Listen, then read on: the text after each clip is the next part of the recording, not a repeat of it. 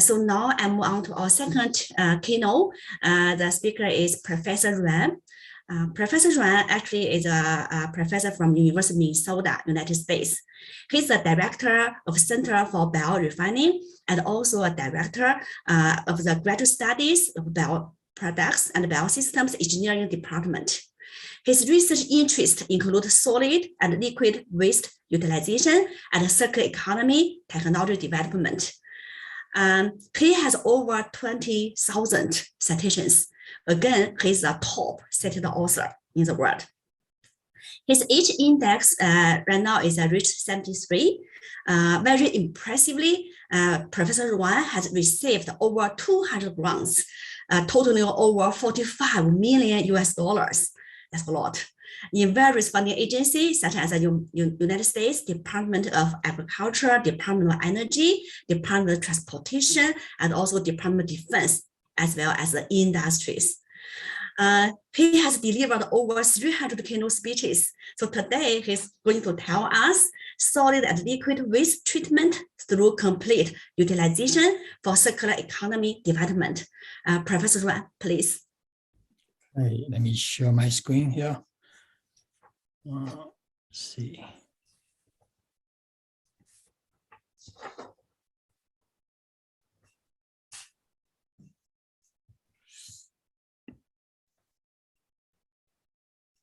How can I share my screen? At the bottom, there's a share screen function there. The bottom. Yeah, I do see the button, but when I click, I don't. Let's see here. Which one is it? Ali, can you give permission? Oh, yeah, now it comes. Okay.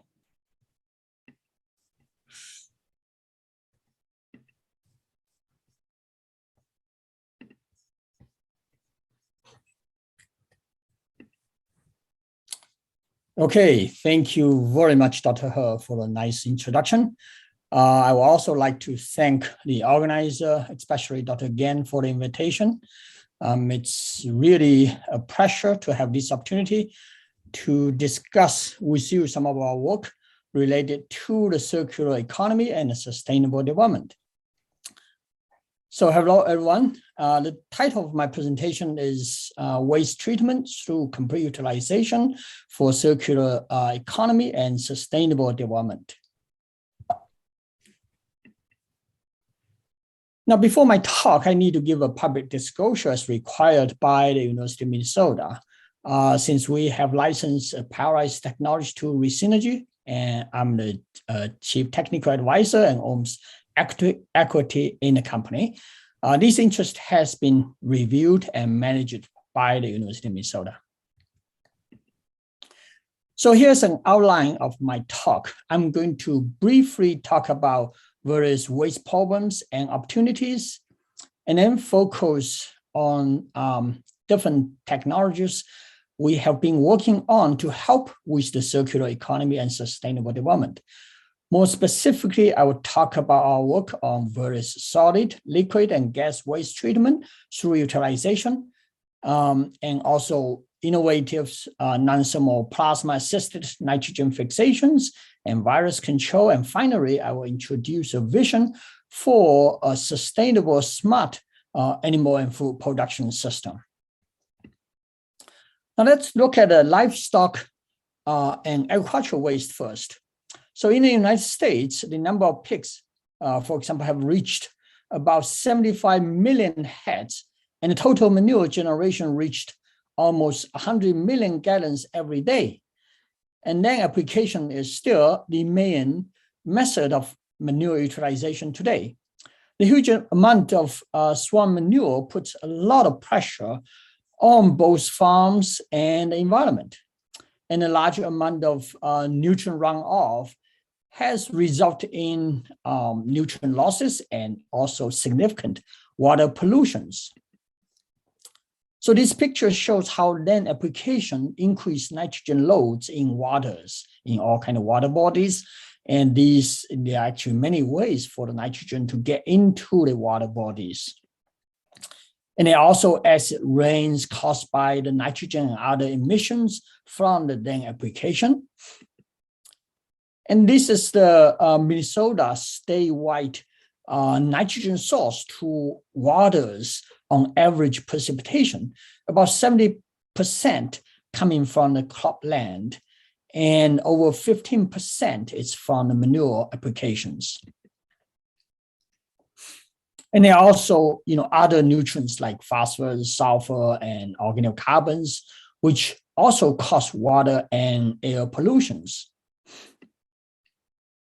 And there are also significant amount of municipal solid and liquid wastes.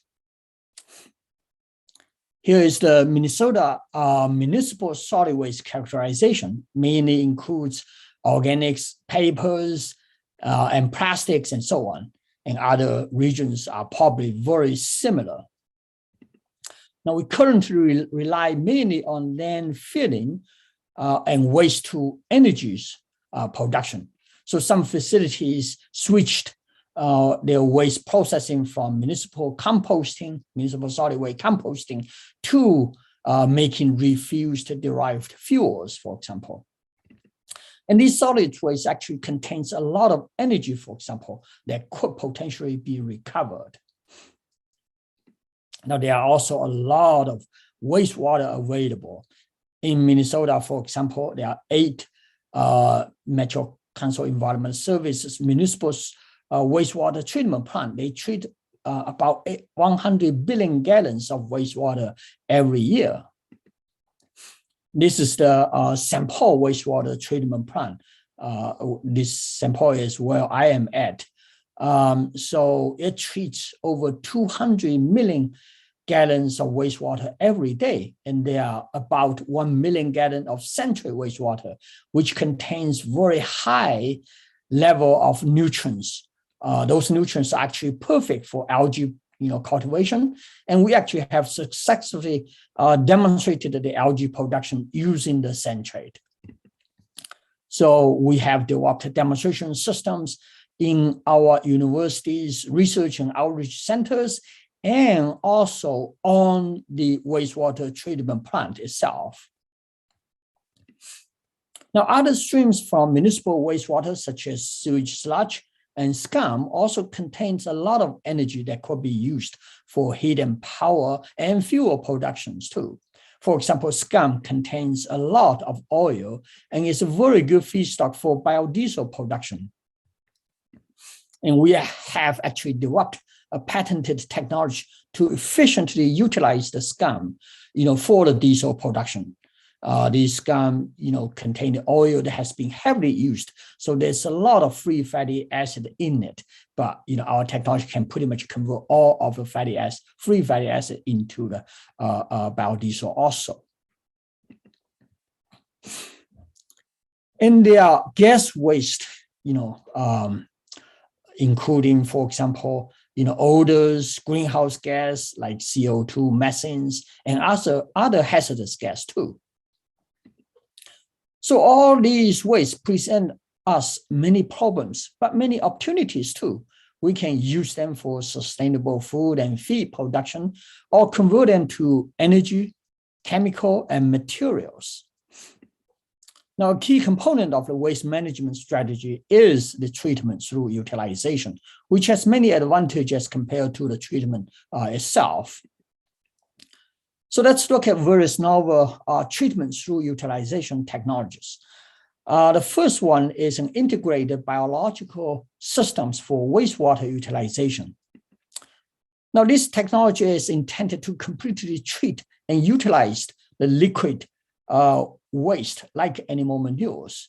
So animal manures often have high nitrogen and low carbon. So we need to, for example, add some carbon source and adjust the carbon nitrogen ratio and hydrolyze these kind of substrate, and then remove the AD inhibitors such as ammonia and hydrogen sulfides before the anaerobic digestion, so that we can actually improve the methane production, improve the nutrient utilization. And after the AD, the wastewater still contains a lot of nutrients like ammonia, phosphorus, and CODs, and so on. And that's perfect for the algae cultivation. And then after that, the remaining wastewater can actually still support hydroponic plants production. And we can use the biochar, for example, to condition these waters for different purpose for the use in different stages, for example. So, this manure, for example, coming in here through different kind of pretreatment, going through this carbon nitrogen ratio adjustment, and then some kind of hydrolyze, and also these ammonia and hydrogen sulfide removals, and then it will go into this AD process to produce methane. And after that, the effluents, can be pretreated by these biochar, for example, before it goes through for algae cultivations. And then the effluent itself is effluent after algae cultivation can use for the hydroponic plants production, for example. And then the effluent can further be treated, for example, conditioned using biochar, so that water can be recycled or discharged. So this is the conditioning pretreatment system to adjust the CN ratio, hydrolyze the substrate, and remove the inhibitors of AD, such as ammonia and hydrogen sulfide. And then the conditioned and pretreated wastewater can then go through this AD process, either using this mesophilic or somophilic type of fermentation. And here you can see actually with these kind of pretreatment and the thermal vacuum stripping of the AD inhibitors, the methane yield actually increased significantly as compared to without these kind of intermittent, AD inhibitor removals.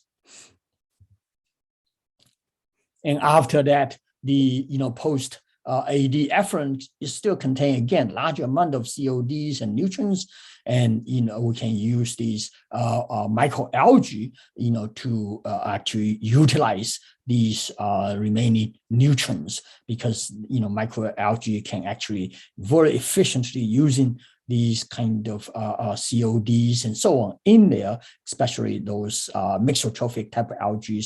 They can use organocarbons very efficiently also.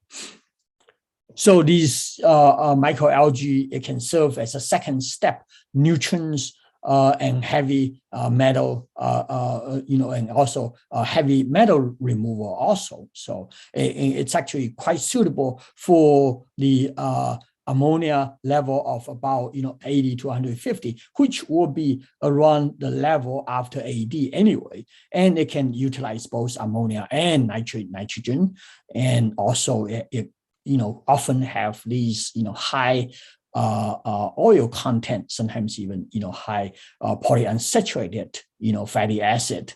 So it could be used as a high value fish feed, for example, or if there's any concerns, then can be used for biodiesels and so on also. So this is actually the pilot algae systems that use the AD treated animal manure wastewater for the algae cultivation. And after the microalgae cultivation, the effluent itself still contains reasonable amount of nutrients that can support the hydroponic growth of vegetables and herbs. So, here are some of the hydroponic systems that we tested, and there are actually many different kind of vegetables that can grow in hydroponic systems. So we actually have tested many of them in different kind of systems. And there are actually a number of these urban indoor hydroponics and aquaponics systems growing all kind of vegetables, and in this case, there's growing fish also. So, and some of these algal biomass or these vegetable processing and fish processing byproducts, and also some of restaurant waste and and so on, they could be used to grow black soldier fly larvae. Or grow these kind of worms, and these are all very high protein feed.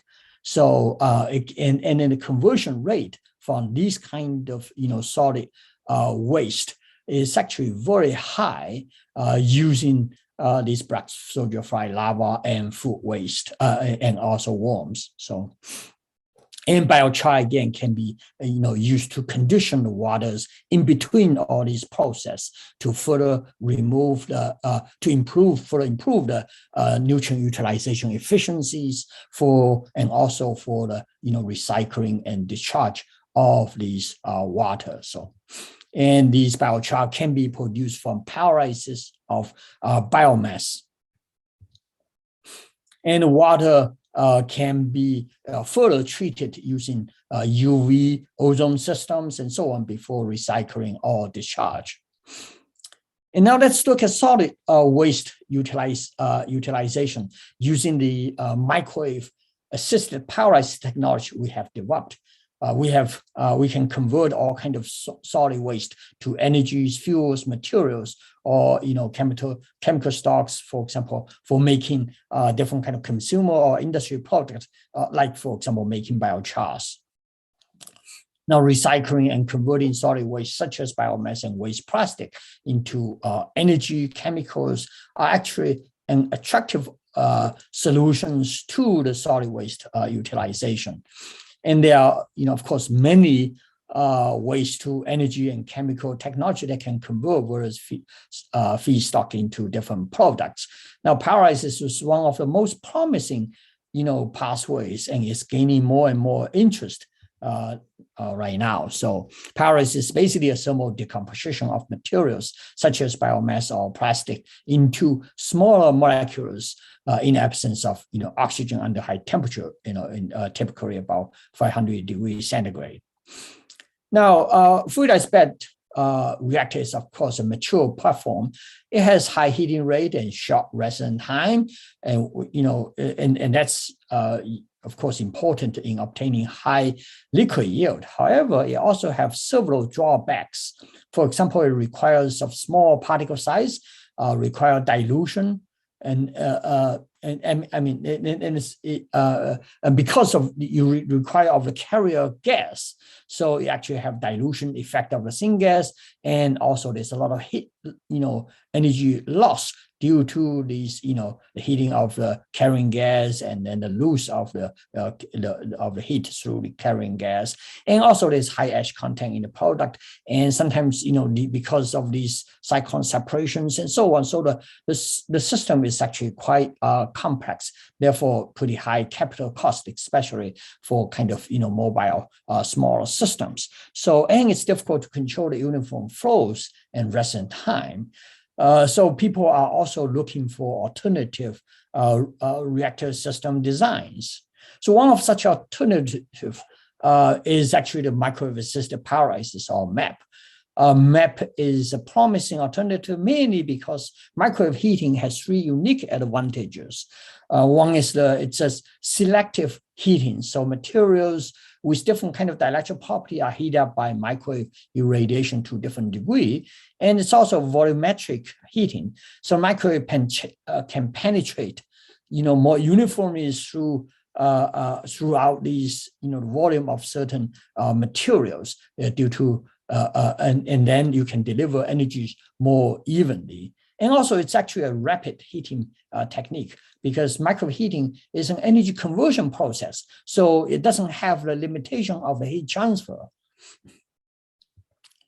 Of course, not all of the material can absorb microwave efficiently. It depends on the material's unique dielectric, properties.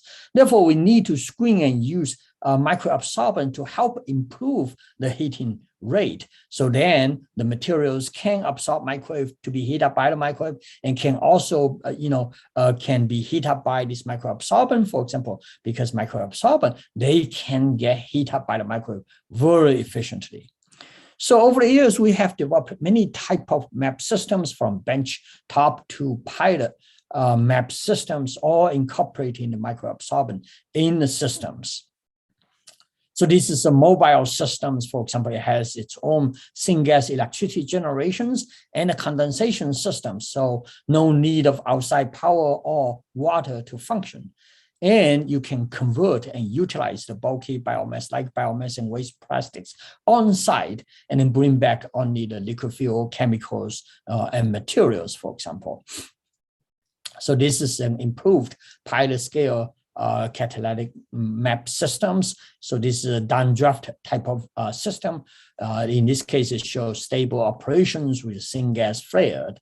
It can use different type of feedstocks such as sawdust, wood pellets, chicken manures, or waste plastics, for example.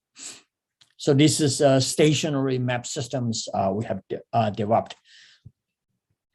And one application of the map system is the sewage sludge utilization. So we can use sewage sludge and wood pellets, and in this case, it shows the smooth operations with the steady gas output. These are different gas components, different gas compositions, and so on from these, the CMAP system using this kind of feedstock.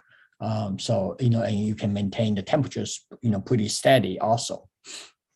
And here are some pictures showing the flare of the produced syngas, for example. And at a gasification temperature of 800 degrees, for example, the CMAP system can actually obtain a higher quality syngas with a lower heating value of 18 megajoule per cubic meter, and 67% of the syngas are actually the hydrogen and CO at a yield about 72.2%, or about 0.8 cubic meter per kilogram of wood. So we actually outperform many of the conventional pyrolysis systems. Now, in addition to the power and heat productions, these syngas produced, it can be utilized through immobilized bacterial fermentation to produce chemicals like acetic acid, for example. So in this case, this is microorganisms are immobilized in these packed columns, and then syngas coming through can be utilized by these microorganisms. And in this case, you can see the syngas utilization, the hydrogen, and then the CO conversion, and also the acid production. So you can use that to produce acid and so on, so alcohols and so on. So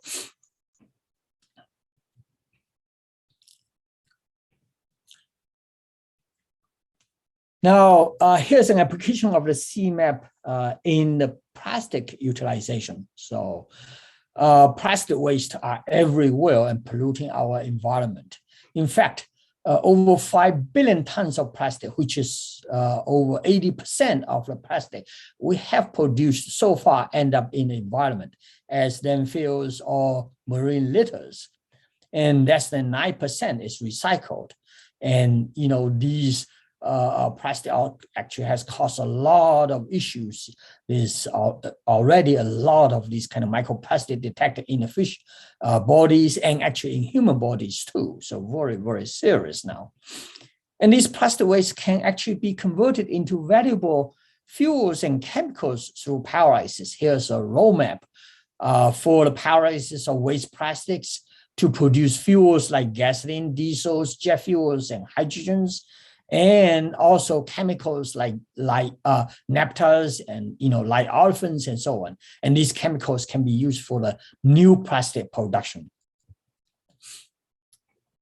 So this technology has been licensed to a company in California for the plastic to fuels and chemicals production. And however, the fuel product, it do not have often very, very high value, and also burning the fuels produce still a lot of greenhouse gas. So we have investigated the naphtha production for the from the waste plastics for the upcycling new plastic applications. Since naphtha again can be utilized in the current petroleum refinery plants to produce plastic monomers for these new plastic production.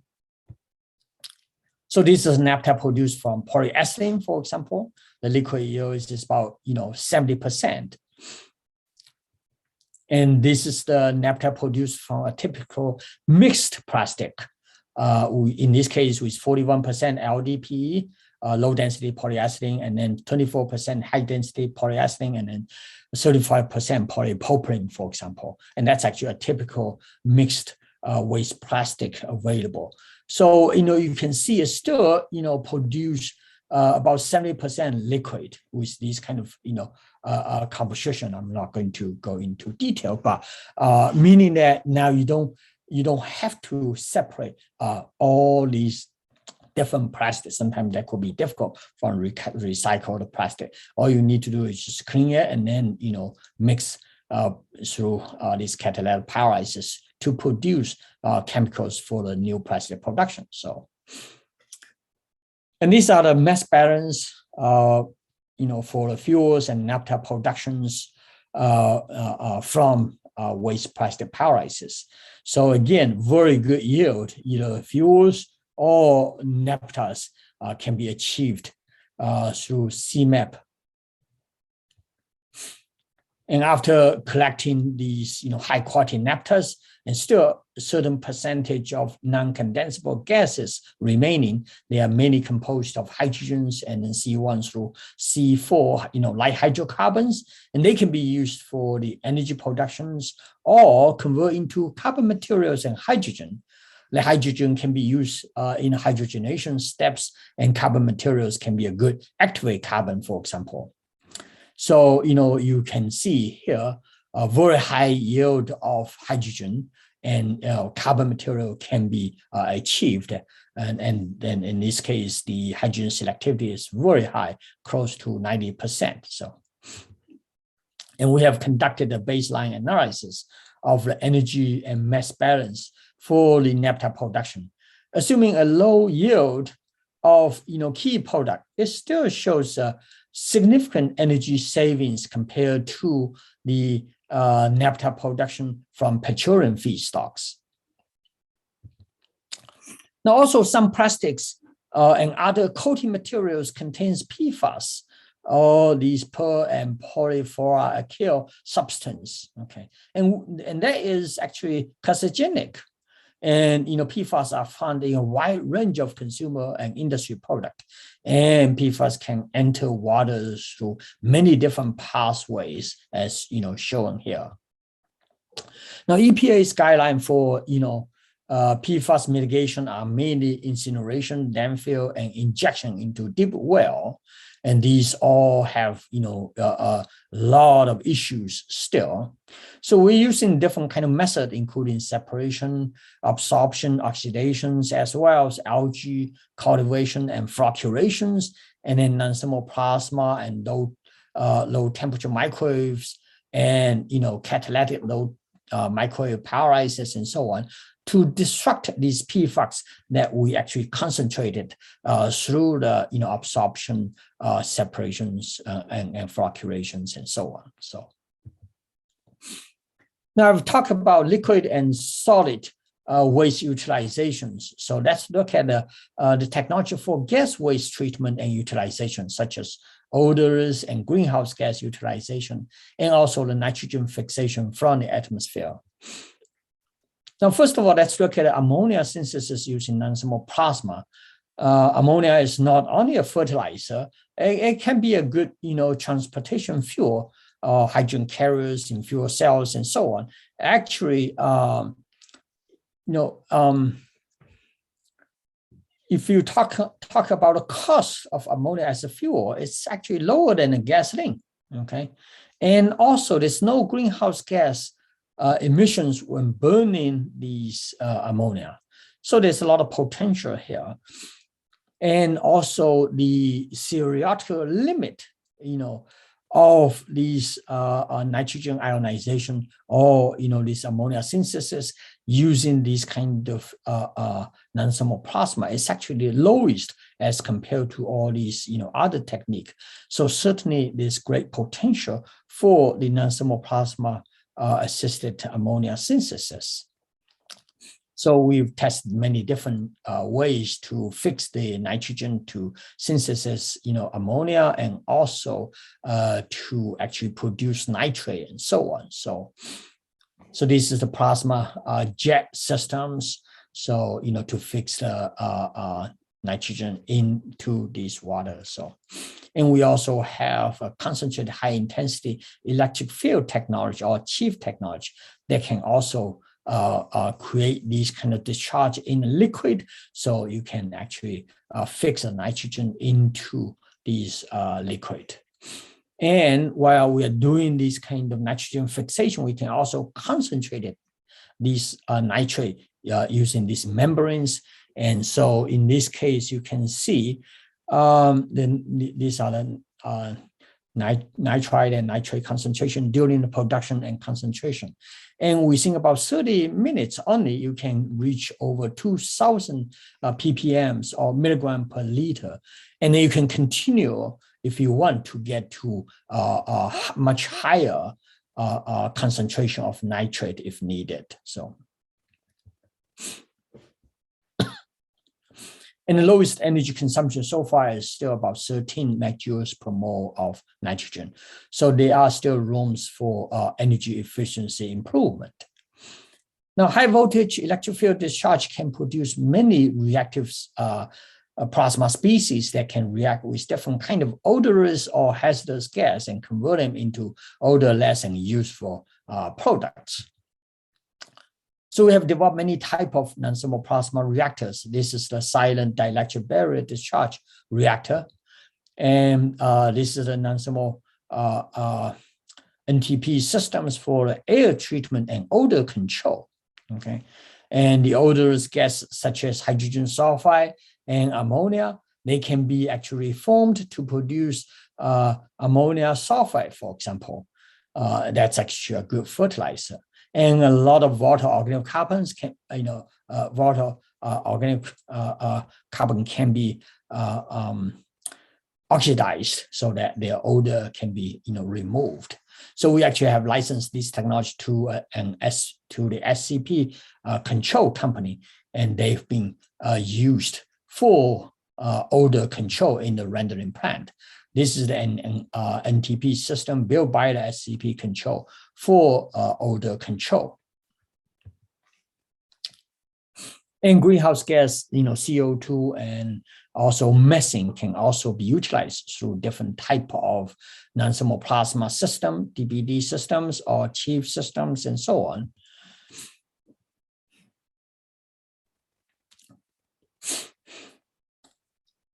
So the DBD system, it can reform this, CO2 and methane to yield CO and hydrogen syngas, and also some other gas like ethane and ethylenes. Okay, and these you can also detect the COD increase too. In other words, there's also some other organic compounds produced in the solution. Okay.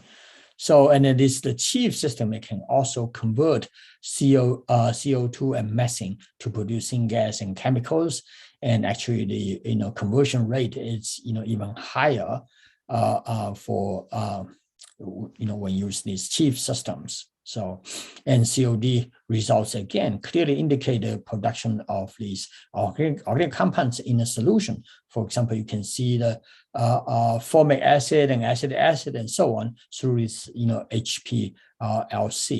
So you can see the different kind of organic compound produced through the process. And NTP can also be used to inactivate bacteria too. So you can see this case is the E. coli, cell breached, and then this is the spore. As again, you can see the cell wall the damaged because of the plasma treatment. And we have also using non-thermal plasma to inactivate avian influenza virus. In fact, virus is much easier to be killed by the NTP as compared to bacteria and spores. So we have developed this small pilot NTP system for the virus control, and different type of virus and also concentrations in these tests can all be completely inactivated by the plasma. And we have also developed a catalytic low temperature microwave process to more efficiently inactivate the pathogens. So in this case, we actually loaded the catalyst onto the silicon carbide foams, and then put in all the silicon carbide foams in the microwave, and then pass the gas through, containing all kind of bacteria and virus, and they can be inactivated at very low temperature. So here you can see, at different temperatures, the different inactivations of the E. coli. And again, you can see, over 3 log, E. coli can be inactivated, and, virus is actually, again, much easier.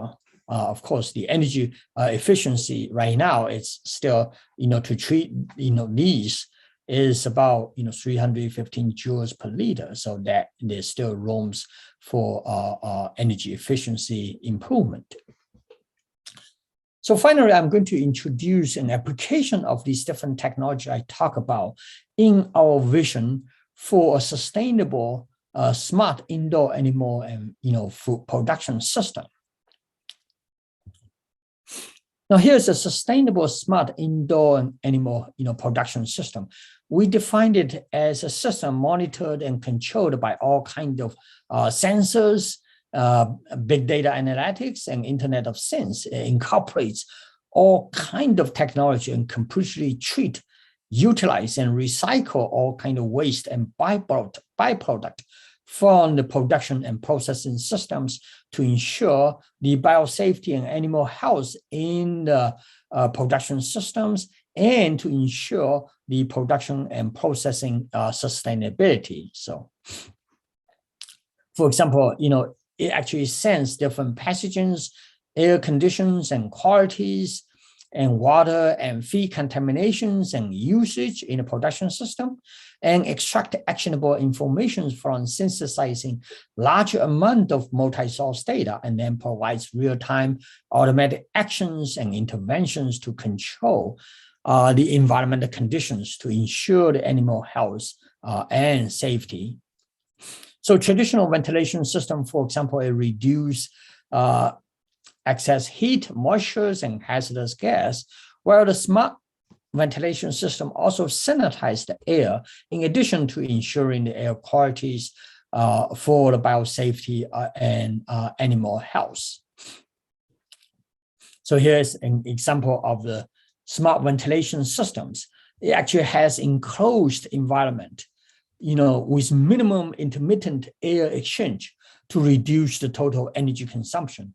So the incoming air is treated to eliminate airborne pathogens, and the air inside the facility is monitored and circulated through a treatment center where the airborne pathogens are inactivated, and ammonia, hydrogen sulfide, and other odors and hazardous gas are decomposed and utilized, and then and then the temperatures, relative humidities are controlled, and also the treated air is circulated back inside the facility. And there's this kind of intermittent air coming in, intermittent air goes out. And this air goes out, or the exhaust air are also treated to remove the pathogens and odors compound before discharge.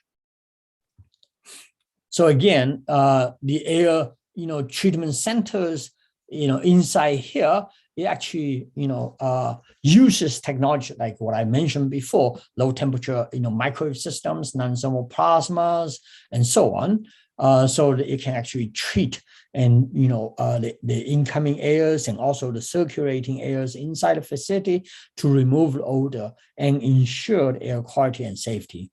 And then the ozonated water systems and non-thermal plasma activated water, it can be added to wash the animal body and the facility, for example.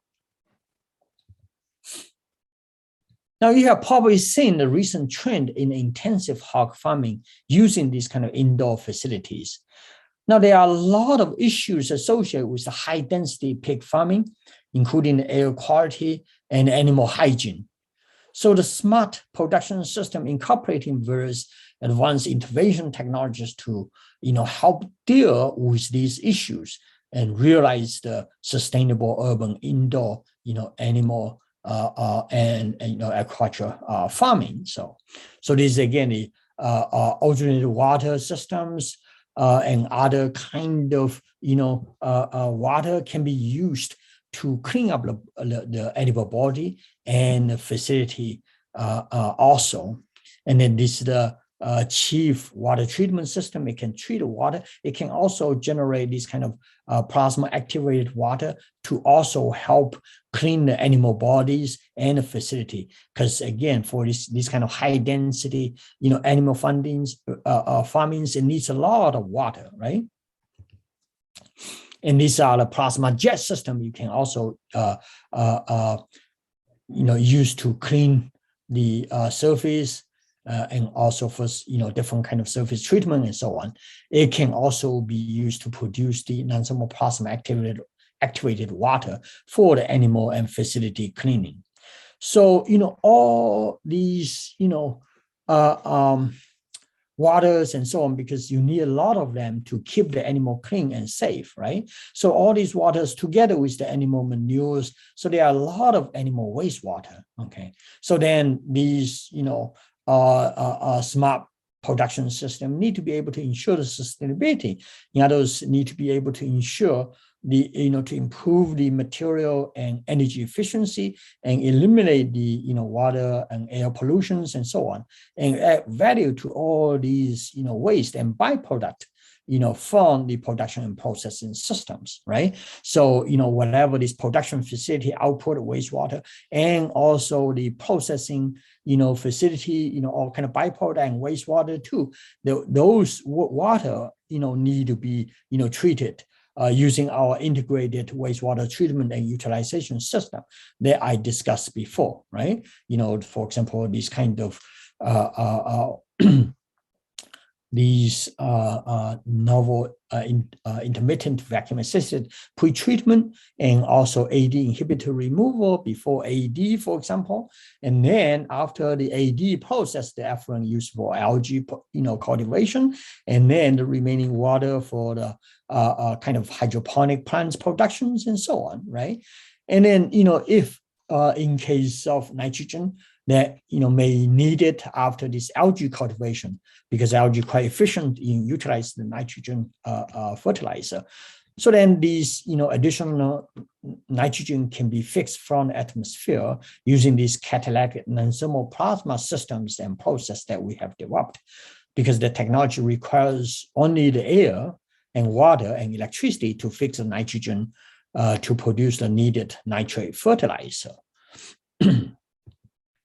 And then the biochar again can be utilized to condition or recycle the waters. So the smart animal production and indoor vertical agricultural vegetable production systems with all these kind of novel technology, it has a great potential to contribute to the overall goal of enhancing the biosafety and sustainability of animal productions and vegetable productions also. So in summary, there are many advanced technologies that could effectively treat solids and liquid and gas waste through utilization, therefore help achieving the circular economy and sustainable development, such as the microalgae pyrolysis, advanced anaerobic digestions, algae hydroponics, and non-thermal plasma and photocatalytic low temperature microwave technologies, and so on. Of also the energy efficiency, electrical energy efficient, utilization efficiency still need to be further improved. But these novel technology utilize mainly electricity. And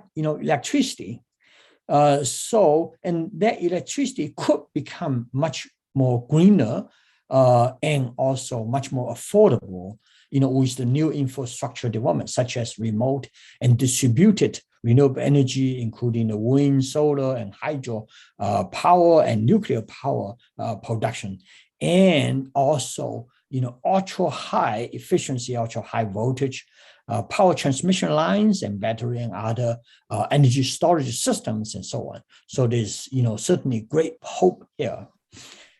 So I'm going to stop here. I just want to acknowledge, all the collaborators and a lot of funding agencies, over the years. So thank you very much. Any questions? Thank you very much, Professor Ruan, for your excellent talk, especially your contribution to this industry applications from the wastewater treatment, catalyst assist pyrolysis, including the nutrients generation, as well as the air, water, quality control in the animal farms. That is really very interesting for many of us working in the industry field. So I received several questions from the Q&A section and also the chat box. Eddie, it's very weird to me because I saw the Q&A come in.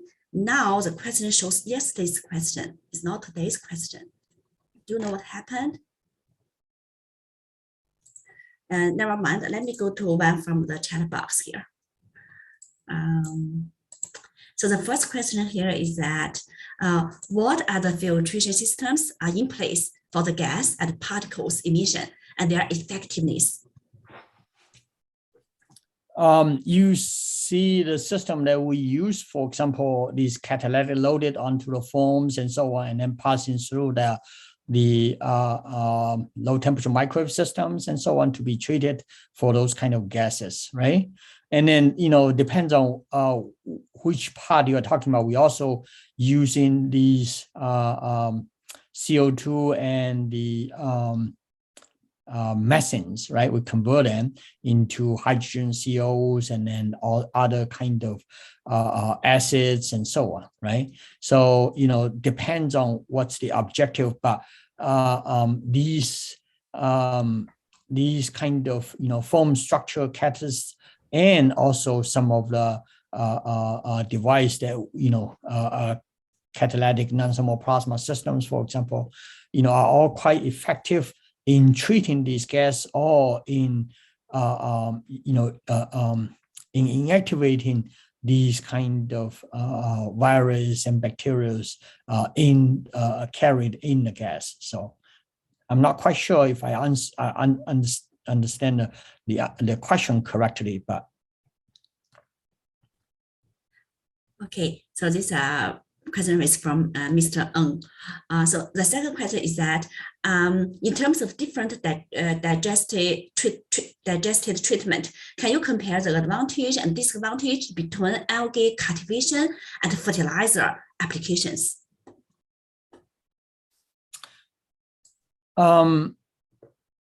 See, if you talk about a manure, basically what we did is we try to improve the AD efficiency by removal of the AD inhibitors, like very, very high ammonias and so on, okay?